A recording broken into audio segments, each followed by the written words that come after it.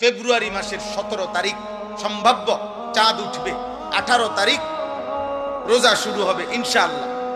তো আর 1 মাস নাই, আর তো কি নাই, 1 মাস বাকি নাই, একদম অল্প গুনাহ কয়েকটা দিন।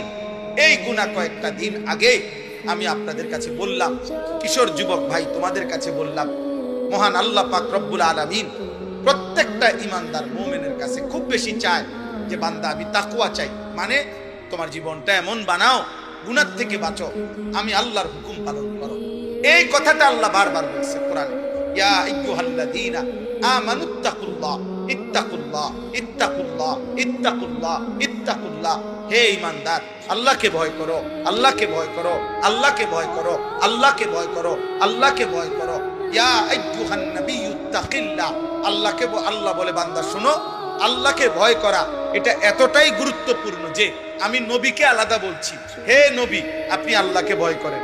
আমি ঈমানদারদেরকে আলাদা বলছি, ইয়া আইয়ুহাল্লাযীনা আমানুত্তাকুল্লাহ। হে ঈমানদারগণ আল্লাহকে ভয় করো।